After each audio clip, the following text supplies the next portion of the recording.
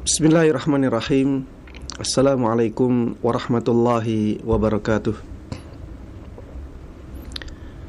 Innal hamdalillah nahmaduhu wa nasta'inuhu wa nastaghfiruh wa na'udzu billahi min shururi anfusina wa min sayyiati a'malina.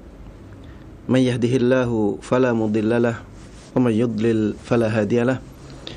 Wa asyhadu an la ilaha illallah wahdahu la syarikalah wa asyhadu anna Muhammadan abduhu wa rasuluh sallallahu alaihi wa ala alihi wa sahbihi wa man tabi'ahum bi ihsanin ila yaumil liqa'i.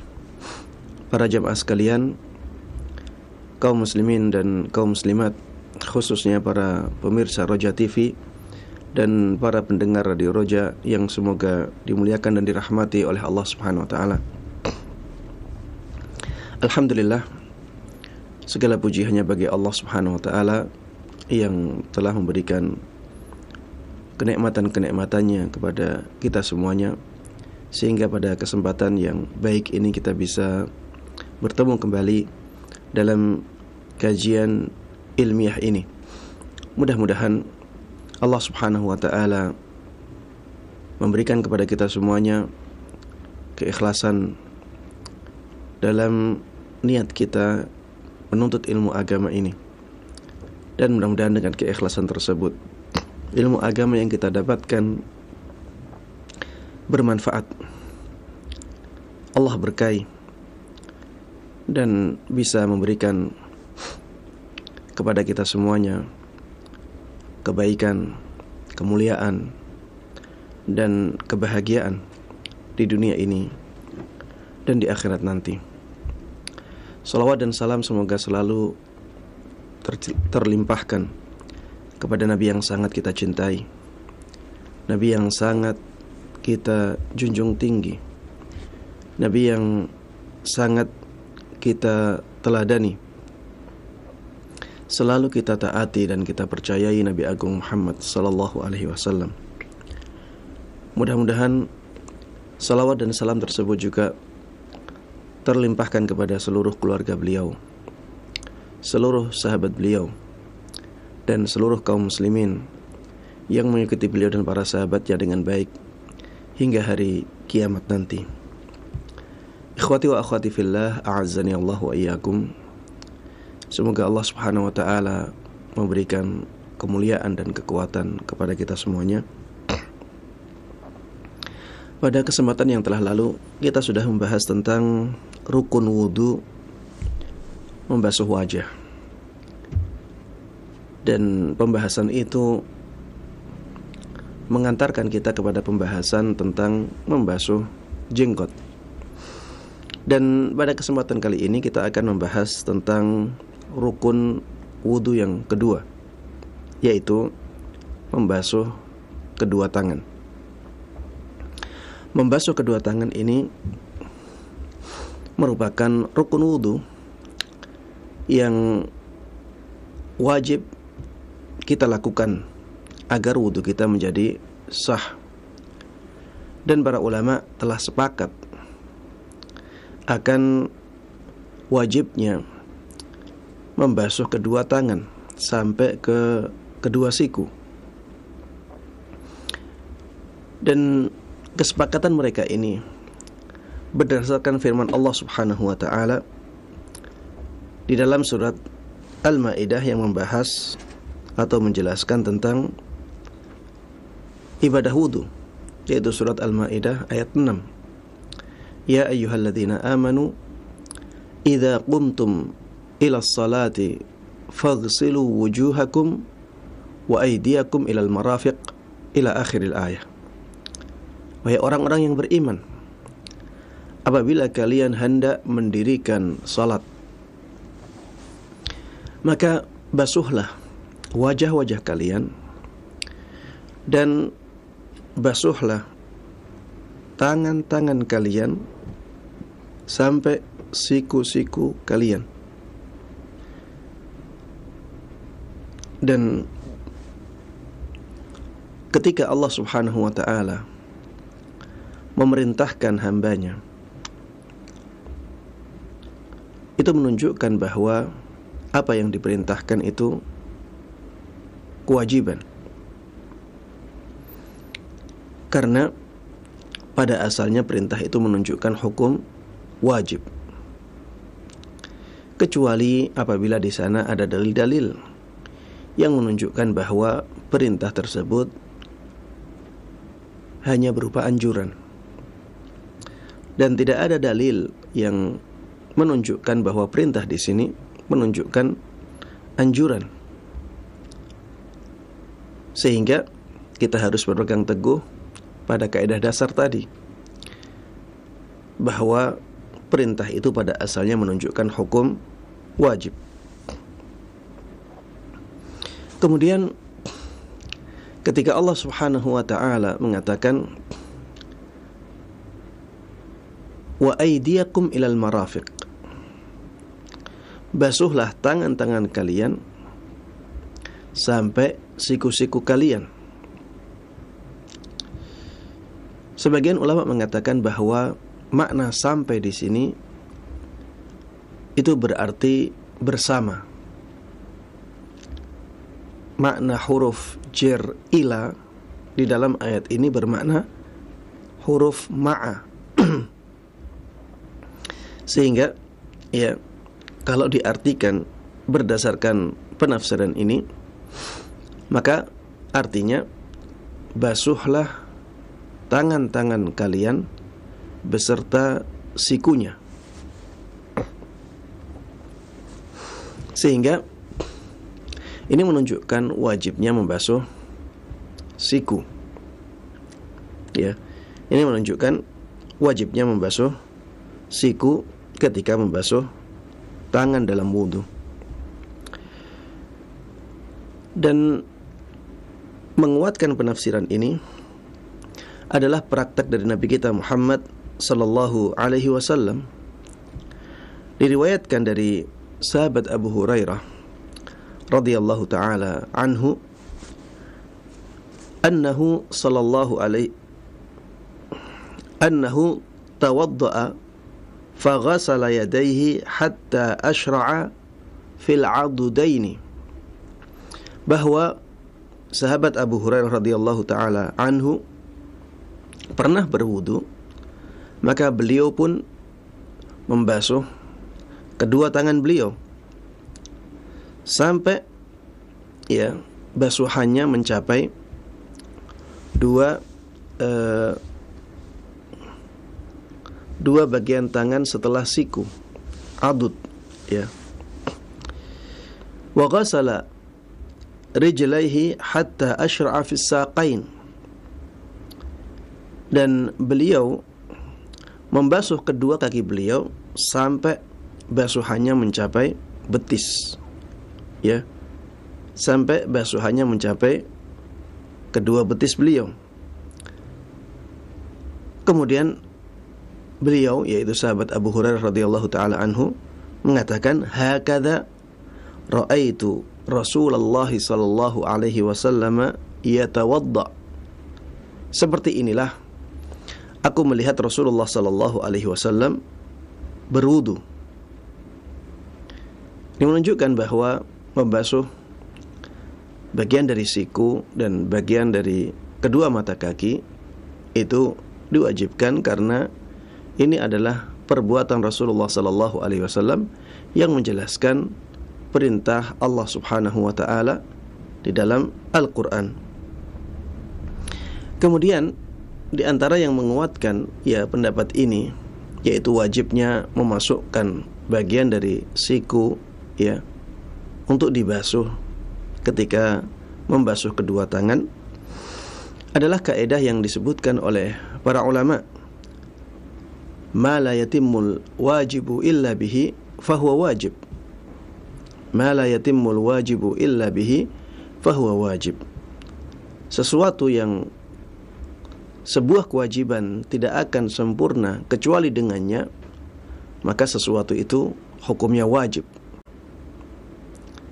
Dan membasuh tangan tidak mungkin sempurna kecuali dengan membasuh bagian dari siku, kecuali dengan membasuh bagian dari siku, sehingga membasuh bagian dari siku menjadi menjadi wajib.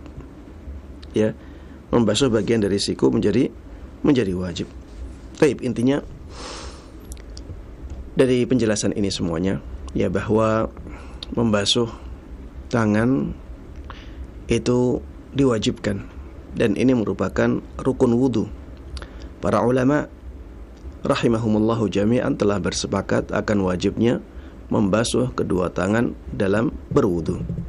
Dan ketika membasuh kedua tangan dalam berwudu ini tidak mungkin sempurna kecuali dengan memasukkan siku, maka membasuh siku menjadi wajib juga. Wallahu ta'ala a'lam. Taib. Rukun yang ketiga, yaitu rukun mengusap kepala. Rukun mengusap kepala ini juga diwajibkan dalam ibadah wudu. Dan para ulama juga dalam masalah ini sepakat akan wajibnya mengusap kepala. Kesepakatan mereka berdasarkan firman Allah Subhanahu wa ta'ala, wamsahu biru'usikum. Ya, usaplah kepala-kepala kalian. Ini perintah dari Allah Subhanahu wa ta'ala, dan pada asalnya perintah menunjukkan hukum wajib. Hanya saja para ulama berbeda pendapat dalam masalah berapa kadar yang diwajibkan untuk diusap dari kepala kita ketika berwudu. Apakah semuanya ataukah sebagiannya? Yang sebagian ini ya, yang mengatakan yang wajib diusap hanyalah sebagian ya, mereka juga berbeda pendapat. Ada yang mengatakan cukup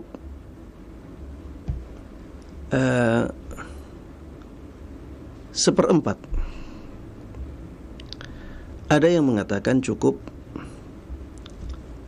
3 helai rambut, sebagaimana disebutkan dalam mazhab Syafi'i.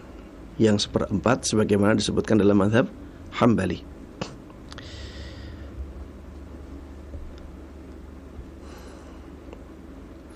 Taib. Mana yang lebih kuat dari 3 pendapat ini? Mari kita lihat ya sebagian dalil yang disebutkan oleh para ulama dari 3 pendapat ini. Taib.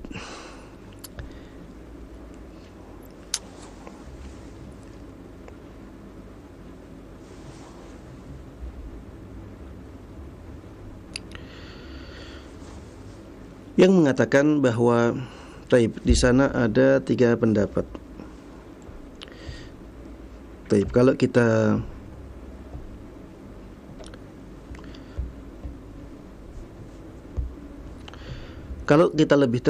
lebih perinci lagi, sebenarnya di sana ada 4 pendapat ya. Tapi kita globalkan saja pendapatnya. Pendapat yang pertama adalah pendapat yang mengatakan bahwa mengusap kepala itu diwajibkan secara keseluruhan. Jadi semua kepala kita ketika berwudu wajib diusap. Dan tidak ada perbedaan antara laki-laki dan wanita. Pendapat yang kedua, pendapat yang mengatakan bahwa yang diwajibkan dalam mengusap kepala adalah sebagiannya saja. Ya. Ini kita globalkan ya. Ada yang mengatakan seperempat, ada yang mengatakan 3 helai rambut. Kita anggap sebagai satu pendapat saja. Kemudian pendapat yang ketiga, pendapat yang mengatakan bahwa yang diwajibkan dari mengusap kepala adalah semuanya untuk laki-laki. Adapun untuk perempuan tidak harus semuanya. Taib. Pendapat yang pertama berdalil dengan firman Allah Subhanahu wa taala di dalam surat Al-Maidah ayat 6, "Wamsahu biru'usikum." Usaplah kepala kalian. Dan huruf ba di dalam firman Allah ini, biru'usikum, ba yang melekat pada kata ru'usikum, mereka katakan ini adalah ba lil ilsaq, huruf ba yang menunjukkan makna bersentuhan. Ba ya di dalam firman Allah ini tujuannya adalah untuk menunjukkan makna bersentuhan, bahwa ada sentuhan antara tangan dengan kepala ketika mengusap ya kepala itu. Sehingga ketika dikatakan ru'usikum ya, ini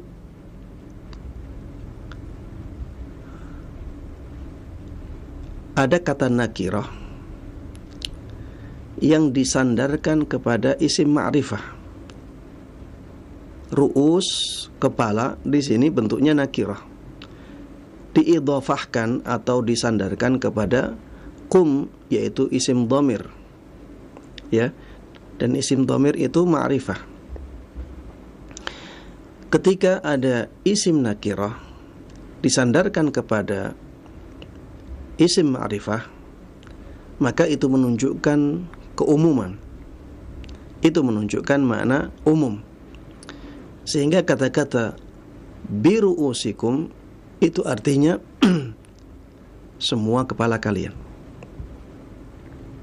Itu artinya semua kepala kalian. Sehingga kata-kata wamsahu biru'usikum, usaplah kepala-kepala kalian, itu artinya usaplah semua kepala kalian. Berarti semua bagian dari kepala kalian. Sehingga tidak boleh kita mengusap sebagian dari kepala kita saat berwudu. Dan ini ya ada sesuatu yang menyerupainya, yaitu pada perintah untuk bertayamum. Kata-katanya wamsahu biwujuhikum, usaplah wajah-wajah kalian. Ada huruf ba di sana, biwujuhikum. Mereka katakan ba-nya itu lil ilsaq. Ba, huruf ba di situ adalah huruf yang didatangkan untuk menunjukkan adanya sentuhan ya antara tangan dan wajah ketika mengusap di dalam ibadah tayammum. Dan ketika tayammum kita harus mengusap seluruh wajah kita, karena di situ memang ya kata wujuh itu isim nakirah, sedangkan kata kum itu isim ma'rifah. Ketika ada isim nakirah diidhafahkan atau disandarkan kepada isim ma'rifah, maka itu menunjukkan makna umum ya. Wa famsahu biwujuhikum berarti artinya maka usaplah semua wajah kalian. Sehingga yang diwajibkan dalam tayamum adalah mengusap semua bagian wajah. Begitu pula dalam berwudu ketika mengusap kepala. Kata-katanya ya hampir sama, wamsahu biru'usikum. Usaplah kepala-kepala kalian. Maksudnya adalah usaplah semua bagian kepala kalian. Baik. Ini dalil mereka yang pertama. Dalil yang kedua adalah praktek dari Nabi kita Muhammad sallallahu alaihi wasallam. Diriwayatkan dari sahabat Abdullah ibn Zaid. Beliau berkata, "Atana Rasulullah sallallahu alaihi wasallam. Suatu ketika Rasulullah sallallahu alaihi wasallam pernah mendatangi kami. Fa akhrajna lahu ma'an fi taurin min sufrin. Maka kami pun mengeluarkan wadah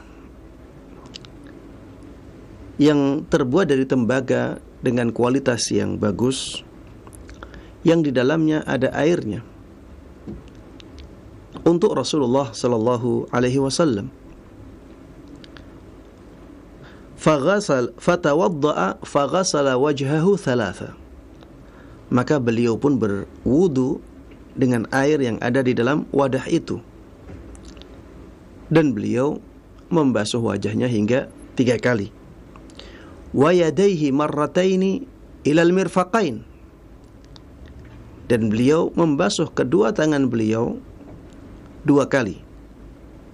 Wajahnya dibasuh 3 kali, tangannya dibasuh 2 kali, sampai ke kedua siku beliau. Wa masaha bi ra'sihi fa aqbala bihi wa adbar. Dan setelah itu beliau mengusap semua kepala beliau. Fa aqbala bihi wa adbar. Beliau mengusap dengan cara maju dan mundur. Memajukan kedua tangan beliau dan mengundurkan kedua tangan beliau. Ini menunjukkan bahwa beliau mengusap semua bagian kepala beliau. Wa ghasala rijlaihi. Dan beliau membasuh setelah itu kedua kaki beliau. Di dalam riwayat lain, redaksinya wa masaha ra'sahu kullahu. Dan beliau mengusap semua kepala beliau. Inilah praktek dari wudunya Rasulullah sallallahu alaihi wasallam. Dan ini penjelasan untuk perintah membasuh kepala. Dan ternyata beliau mempraktekkan bahwa membasuh kepala itu dengan membasuh semuanya. Ini menunjukkan wajibnya membasuh kepala secara keseluruhan. Taib. Di antara yang menunjukkan benarnya pendapat ini adalah hadis yang diriwayatkan oleh Al-Mughirah ibn Syu'bah radhiyallahu ta'ala anhu,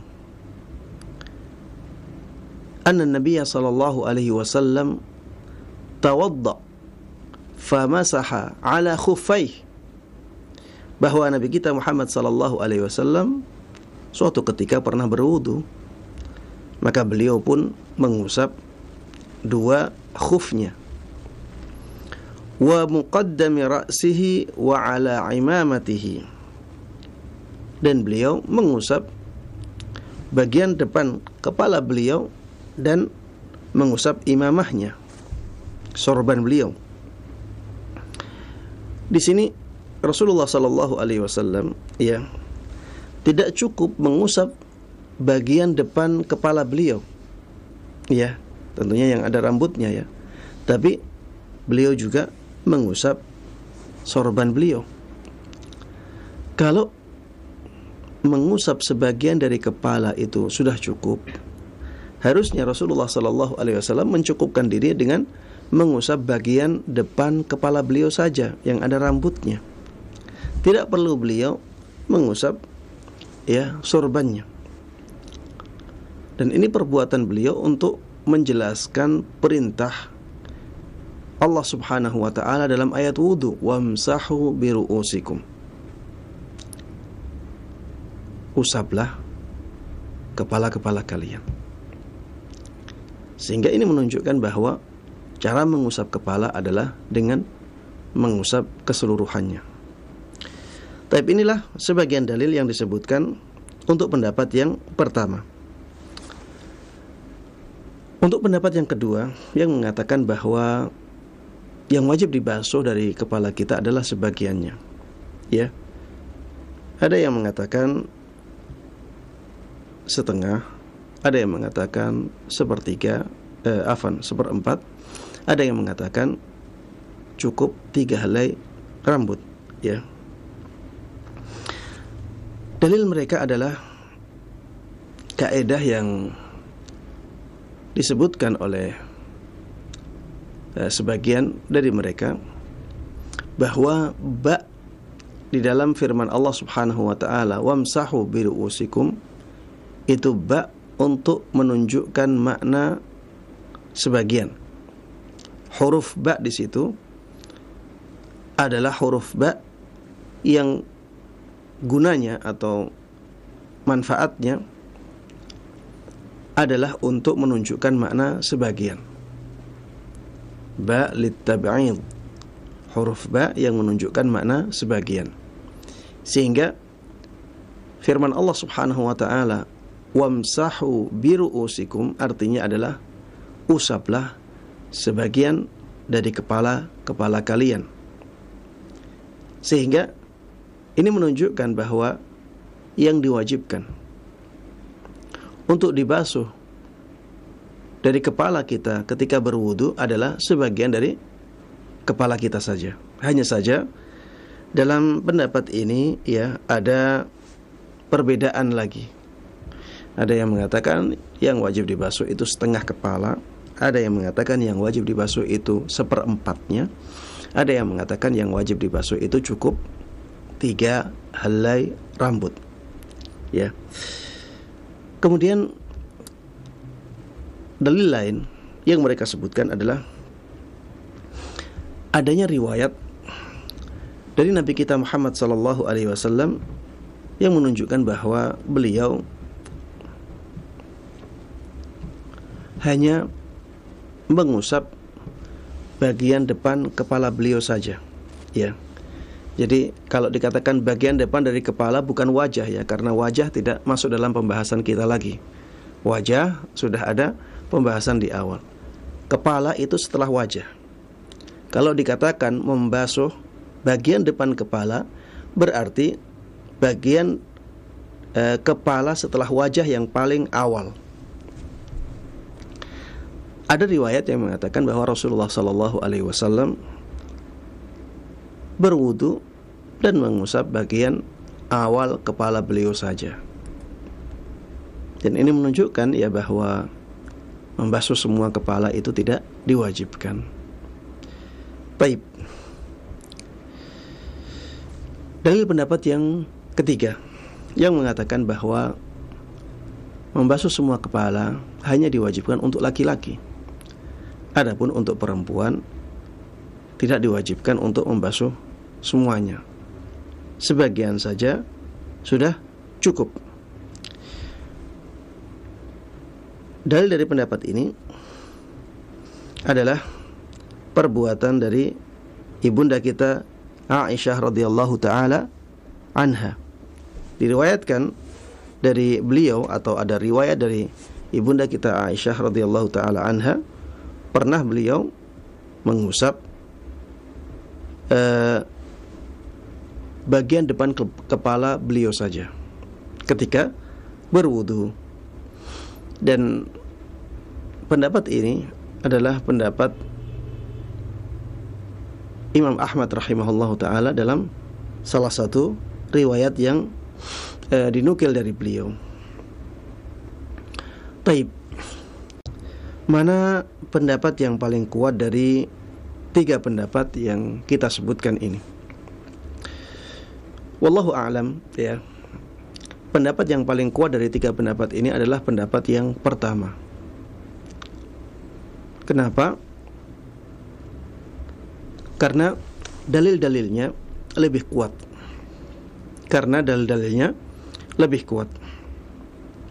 Bagaimana dengan dalil-dalil yang disebutkan oleh pendapat yang kedua? Kita bisa jawab dengan mengatakan bahwa keterangan atau penjelasan bahwa ba di situ lit tab'id, untuk menunjukkan makna sebagian, ya, ini banyak diingkari oleh ahli bahasa, ya, banyak diingkari oleh ahli bahasa. Mereka, ya, mengatakan bahwa tidak ada dalam bahasa Arab huruf ba yang menunjukkan makna sebagian. Di antara yang mengingkari hal tersebut adalah Imam Sibawai. Ya.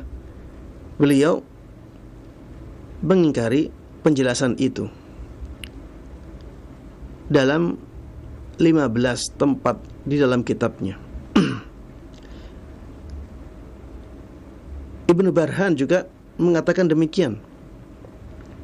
Man za'ama anna al-ba' tufidu at-tab'id faqad jaa'a ahla al-lughah bima la ya'rifunahu. Barang siapa yang menganggap bahwa huruf ba itu bisa menunjukkan makna sebagian, maka dia telah datang kepada ahli bahasa dengan suatu penjelasan yang tidak mereka ketahui. Ya, ini menunjukkan ya bahwa dalil mereka dalam masalah ini kurang kuat, karena ternyata ahli bahasa mengingkari kaidah yang mereka jadikan sebagai dasar, bahwa huruf ba bisa menunjukkan makna sebagian dan huruf ba di dalam ayat itu menunjukkan makna sebagian. Ketika dasarnya dalam bahasa itu dibatalkan, maka yang ada di atas dasar ini juga menjadi batal. Iya. Kemudian penjelasan mereka atau dalil mereka yang mengatakan bahwa Rasulullah Shallallahu Alaihi Wasallam pernah berwudu dan hanya mengusap bagian kepala beliau yang paling depan saja, tidak mengusap imamahnya, maka ini adalah riwayat yang lemah. Ya, ini riwayat yang lemah. Tidak ada satu hadis pun yang sahih yang menunjukkan bahwa Rasulullah Shallallahu Alaihi Wasallam pernah berwudu dan hanya mengusap ya bagian kepala beliau yang paling depan saja. Akan tetapi yang sahih adalah riwayat yang mengatakan bahwa apabila beliau memakai surban, maka beliau mengusap bagian depan kepala beliau, ya. Kemudian beliau mengusap surbannya juga. Taib. Kemudian bagaimana menjawab pendapat yang ketiga yang mengatakan yang diwajibkan untuk mengusap semua kepala hanya laki-laki saja, sedangkan perempuan cukup sebagian? Maka jawabannya adalah tidak adanya dalil yang kuat yang menunjukkan pembedaan antara laki-laki dan wanita dalam masalah ini. Karena bunyi ayatnya, wamsahu biru'usikum, usaplah kepala-kepala kalian semuanya. Ya, usaplah semua bagian kepala kalian, tanpa ada pembedaan antara laki-laki dan wanita di sini. Dan pada asalnya hukum yang berkaitan dengan laki-laki itu juga berlaku untuk perempuan, kecuali ada dalil yang membedakan keduanya. Dan pendapat ini juga ya, pendapat yang mengatakan bahwa mengusap seluruh kepala itulah yang menjadi kewajiban, ini pendapat yang lebih hati-hati, ya. Dan dengan pendapat ini kita bisa keluar dari khilafnya para ulama. Kalau kita mengusap seluruh bagian kepala kita, maka tidak ada ulama yang mengatakan wudunya tidak sah. Sehingga dengan pendapat yang seperti ini kita bisa keluar dari khilafnya para ulama, dan itulah yang dianjurkan sebagaimana disebutkan oleh sebagian ulama, al-khuruju minal khilafi mustahabbun, bahwa keluar dari khilafnya para ulama itu dianjurkan. Baik. Permasalahan yang berikutnya adalah permasalahan mengusap dua telinga. Mengusap dua telinga. Mengusap dua telinga ini tidak disebutkan di dalam ayat. Makanya ada khilaf di antara para ulama. Dan sebagian hadis Nabi Muhammad SAW juga tidak menyebutkan mengusap dua telinga. Sehingga ada yang mewajibkan, ada yang menganjurkan. Ada yang mengatakan hukumnya wajib, ada yang mengatakan hukumnya sunnah. Di dalam ayat kata-katanya hanya wamsahu biru'usikum wa arjulakum ilal ka'bain. Usaplah oleh kalian seluruh kepala kalian dan basuhlah kedua kaki kalian. Di sini tidak disebutkan tentang kedua telinga. Makanya ada ulama-ulama yang mengatakan bahwa mengusap kedua telinga itu sunnah, tidak wajib, karena tidak disebutkan oleh Allah Subhanahu wa taala di dalam ayat yang menjelaskan tentang wudu. Namun yang lebih kuat, Allah Ta'ala alam, adalah pendapat yang mengatakan bahwa mengusap kedua telinga itu wajib. Karena adanya athar yang sahih dari sebagian sahabat Nabi Muhammad SAW, di antaranya dari sahabat Ibnu Umar, yang mengatakan al-udhunani minar ra's, bahwa dua telinga itu termasuk bagian dari kepala. Dua telinga itu termasuk bagian dari kepala. Sehingga ketika Allah Subhanahu wa taala mengatakan wamsahu biru'usikum, usaplah seluruh kepala kalian, itu menunjukkan wajibnya mengusap dua telinga. Karena dua telinga itu bagian dari kepala. Perintahnya mengusap seluruh kepala, berarti mengusap kedua telinga itu juga diwajibkan. Makanya kalau kita melihat hadis-hadis Nabi Muhammad SAW yang menjelaskan tentang wudu beliau ketika mengusap kedua telinga beliau mengusapnya bersamaan dengan kepala beliau. Jadi dengan air yang sama beliau mengusap seluruh kepala beliau, ya. Kemudian beliau mengusap kedua telinga beliau. Beliau tidak mengambil air baru, ya. Beliau tidak mengambil air baru. Ini menunjukkan bahwa memang kedua telinga itu dianggap bagian dari kepala. Karena ternyata ketika mengusap menggunakan satu air. Adapun hadis yang menunjukkan atau yang redaksinya al-udhunani minar ra's, maka wallahu a'lam hadisnya lemah, ya. Hadisnya lemah. Yang sahih adalah bahwa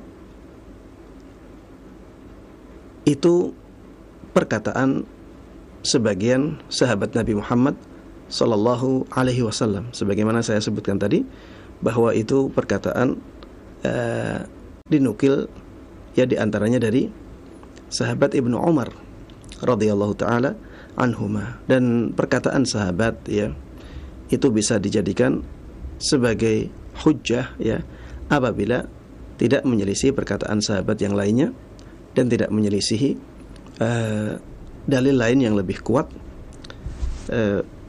Begitu pula perkataan tersebut benar-benar sahih dari sahabat, ya. Ini 3 syarat dalam berdalil dengan perkataan seorang sahabat. Ya, yang pertama harus sahih, dinukil dari sahabat itu. Kemudian yang kedua, tidak ada khilaf di kalangan para sahabat tentang perkataan itu.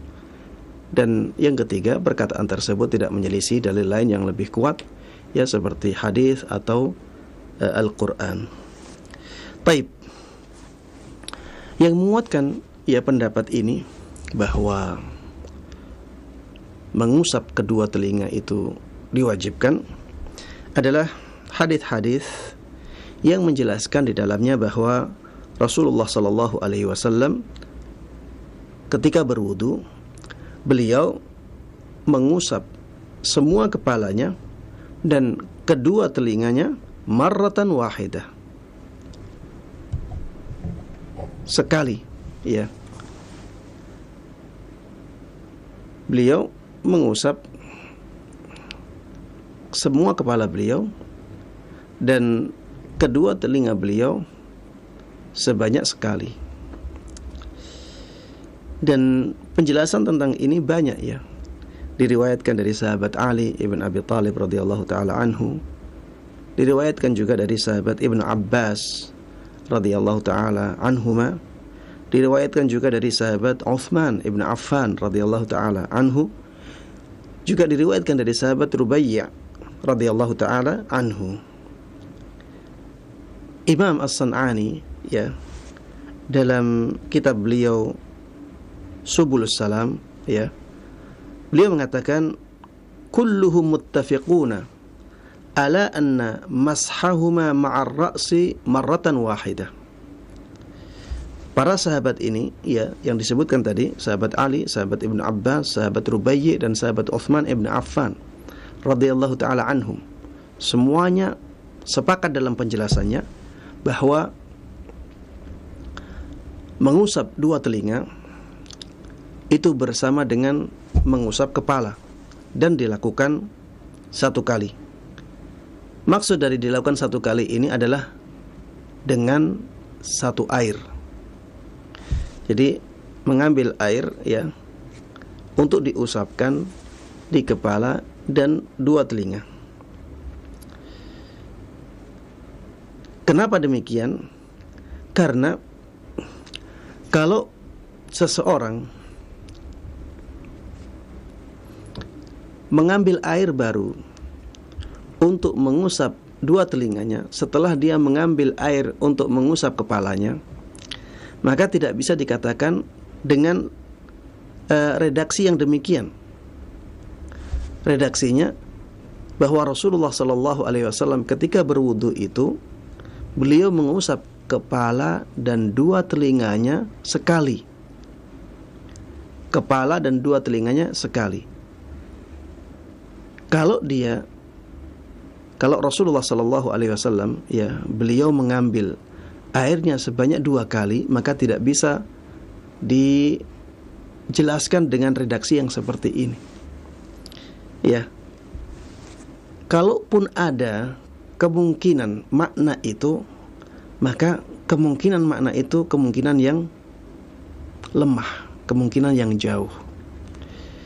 Kemungkinan yang lebih kuat adalah bahwa Rasulullah Sallallahu Alaihi Wasallam memang mengambil satu kali air, ya, mengambil air sekali untuk mengusap semua kepala beliau dan kedua telinga beliau. Taib. Kalau ada yang bertanya, Ustadz, apakah ini berarti kita sama sekali tidak boleh mengambil air baru untuk mengusap kedua telinga kita? Atau masih ada celah untuk membolehkannya? Maka kita katakan yang lebih afdal, yang lebih baik adalah mengikuti tuntunan Rasulullah Sallallahu Alaihi Wasallam, mengikuti cara wudunya Rasulullah Sallallahu Alaihi Wasallam, yaitu dengan mengambil air sekali saja untuk mengusap, ya, seluruh bagian kepala dan dua telinga. Tapi apabila, ya, ada orang ingin mengambil air baru untuk mengusap kedua telinganya, maka ini masih dibolehkan. Karena ada dalil, ya, dari sahabat Ibnu Umar radhiyallahu taala anhuma, ya. Beliau ketika berwudu, dalam athar yang sahih, ya, dari beliau biasa mengambil air baru untuk mengusap kedua telinga beliau. Sehingga, ya, mengambil air baru untuk mengusap kedua telinga itu tidak menjadi masalah. Hanya saja yang lebih afdal adalah apa yang dicontohkan oleh Nabi kita Muhammad sallallahu alaihi wasallam. Baik, inilah beberapa masalah yang bisa kita bahas bersama dalam kesempatan kali ini. Mudah-mudahan Allah Subhanahu wa taala menjadikan ilmu kita bermanfaat, menjadikan ilmu kita berkah, mudah dan bisa dengan baik kita terapkan dalam kehidupan kita, dan juga bisa kita sebarkan kepada orang lain dengan baik dan mudah juga. Amin amin ya rabbal alamin. Wa sallallahu wa sallama wa baraka ala nabiyyina Muhammadin wa ala alihi wa sahbihi wa man tabi'ahum bi ihsanin ila yaumiddin. Walhamdulillahi rabbil alamin. Jazakallahu khairan wa barakallahu fikum Ustaz atas penyampaian materi yang sangat bermanfaat sekali di kesempatan pagi yang berbahagia ini, masih berkaitan dengan rukun-rukun wudu. Nah, ikhwatat Islam azakumullah, silakan bagi Anda yang ingin bertanya secara langsung. Untuk pertanyaan pertama kami coba angkat di pesan singkat yang sudah masuk di kesempatan ini. Assalamualaikum warahmatullahi wabarakatuh Ustaz, dari Bapak Rian di Jawa Barat. Apakah ada tumak ninah dalam berwudu seperti halnya dalam gerakan sholat? Bagaimana dengan seorang yang mengambil wudu dengan cara yang cepat dan tergesa-gesa dan tidak tenang? Apakah wudunya sah ataukah tidak? Mohon penjelasan dari Ustaz. Syukran.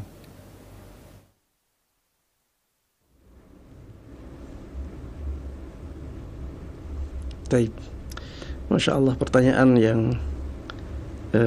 unik ya. Tidak pernah saya mendengar pertanyaan seperti ini. Dalam pembahasan masalah wudu ya, tidak ada penjelasan masalah tumak ninah.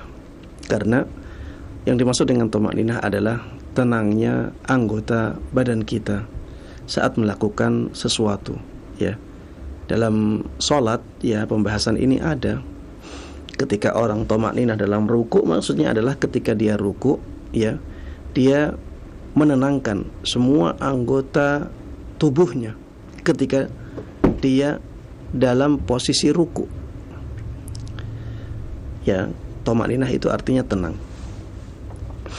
Adapun dalam wudu, seseorang bisa tidak tumakninah sama sekali, tapi wudunya tetap sah karena dia selalu bergerak. Ya, sehingga tidak ada tumakninah, tapi wudunya tetap sah. Dan mungkin ya, kebanyakan orang yang berwudu itu tidak bisa tumakninah ya, atau tidak melakukan tumakninah karena dia selalu bergerak ya. Ketika membasuh kedua tangan di awal wudu ya, dia bergerak ya. Mana tumakninahnya di sini? Dia bergerak. Kemudian setelah itu dia bergerak untuk mengambil air, kemudian membasuh wajahnya ya.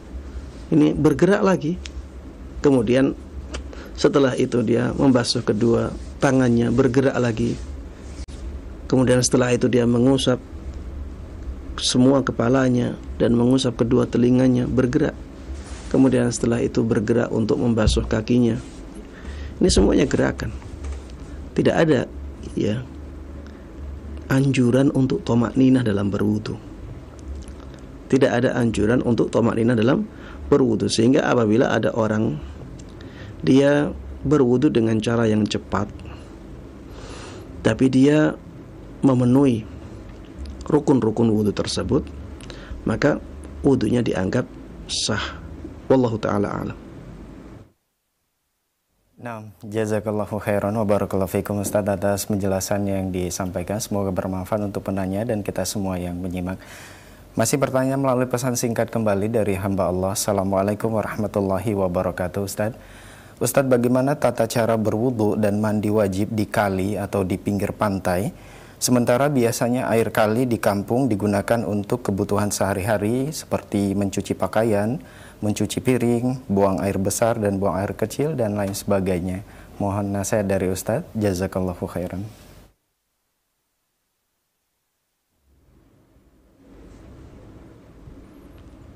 Baik. Pertanyaan yang sangat bagus karena banyaknya orang yang membutuhkan jawaban dari pertanyaan ini. Iya. Kalau pertanyaannya apakah dibolehkan mandi wajib, mandi junub, dan berwudu dari air atau dengan air sungai, padahal air sungai tersebut banyak tercampur oleh kotoran-kotoran dan najis-najis, kita katakan boleh.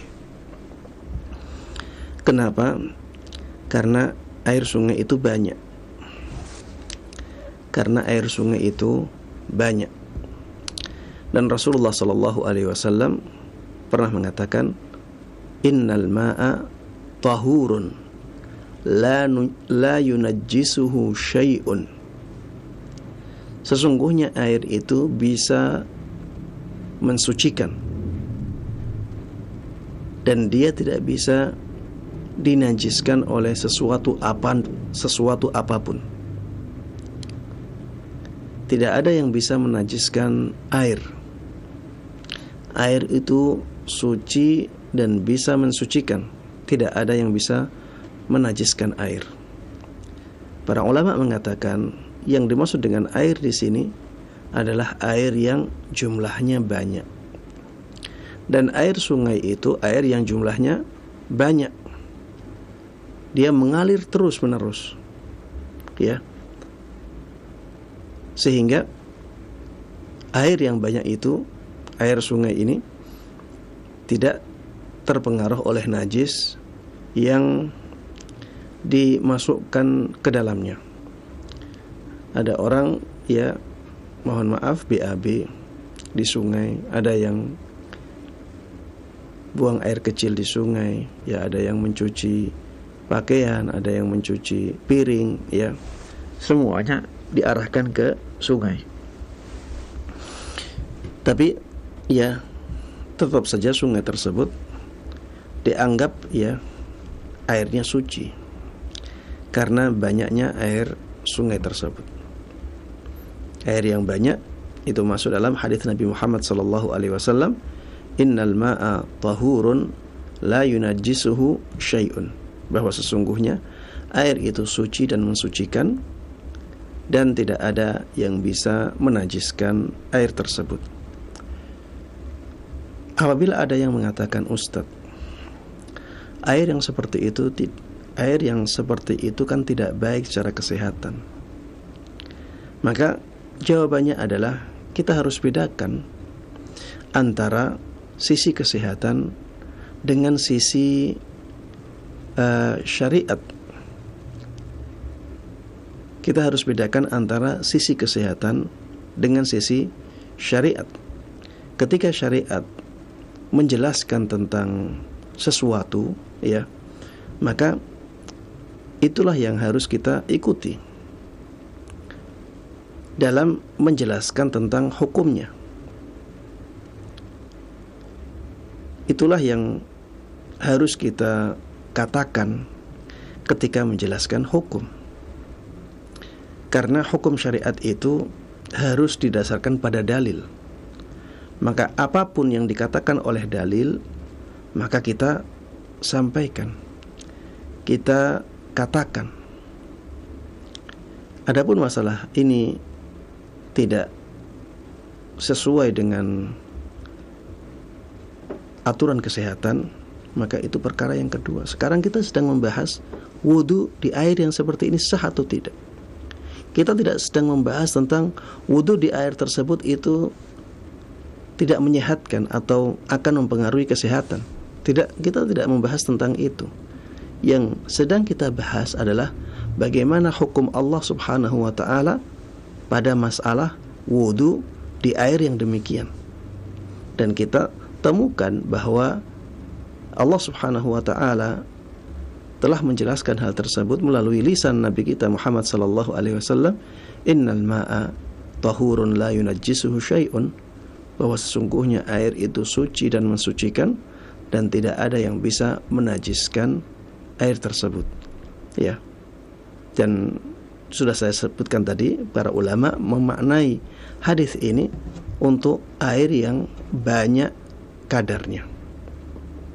Dan tentunya air sungai adalah air yang banyak kadarnya. Dan inilah yang mudah ya bagi masyarakat ya. Jangan kita hanya melihat di negara kita, bagaimana dengan negara-negara yang sulit mendapatkan air? Mereka tidak mampu untuk membuat sumur di setiap rumah. Kalau di negara kita, alhamdulillah ya, di banyak tempat atau di mayoritas tempat di negara kita, setiap rumah punya sumur. Hal yang seperti ini ya tidak ada pada semua tempat. Kita alhamdulillah ya, di tempat-tempat yang sulit mendapatkan air ada PDAM juga. Belum tentu di negara Afrika atau negara Saudi atau negara lain ya mudah mendapatkan air seperti mudahnya kita mendapatkan air. Dan agama Islam ini agama yang cocok untuk semua tempat. Maka masalah-masalah yang seperti ini ya, jangan dipertentangkan dengan hukum, jangan dipertentangkan dengan hukum kesehatan. Kita sedang membahas sah tidaknya wudu dengan air tersebut. Kalau kita katakan sebaiknya ditinggalkan, ya silahkan. Kalau bisa meninggalkan yang seperti itu, maka silahkan meninggalkannya, ganti dengan yang lebih baik. Air yang kita dapatkan langsung dari sumur, belum digunakan oleh siapapun, itu lebih bersih, itu lebih sehat. Kalau bisa seperti itu, maka itu lebih afdal. Tapi kita sekarang sedang membahas bagaimana dengan air yang ada di sungai yang keadaannya seperti itu. Apakah masih boleh digunakan untuk berwudu atau mandi? Maka jawabannya boleh digunakan untuk wudu dan mandi, dan bisa ia menghilangkan hadath, baik hadath yang kecil maupun hadath yang besar ya. Ini jawaban pertanyaan yang menjadi akhir dari perjumpaan kita kali ini. Mudah-mudahan Allah Subhanahu wa taala menjaga kita semuanya. Mudah-mudahan Allah Subhanahu wa taala terus memberikan taufiknya kepada kita untuk bisa terus berada di atas jalan yang lurus dan sabar dalam menjalankan ketaatan kepada Allah Subhanahu wa taala, dan sabar dalam meninggalkan kemaksiatan kepadanya, dan juga kita semuanya bisa sabar dalam menjalani takdir Allah Subhanahu wa taala sampai ajal menjemput kita semuanya. Amin amin ya rabbal alamin. Mari kita tutup kajian dengan doa kafaratul majlis. Subhanakallahumma wa bihamdik, asyhadu an la ilaha illa anta, astaghfiruka wa atubu ilaik. Wassalamualaikum warahmatullahi wabarakatuh.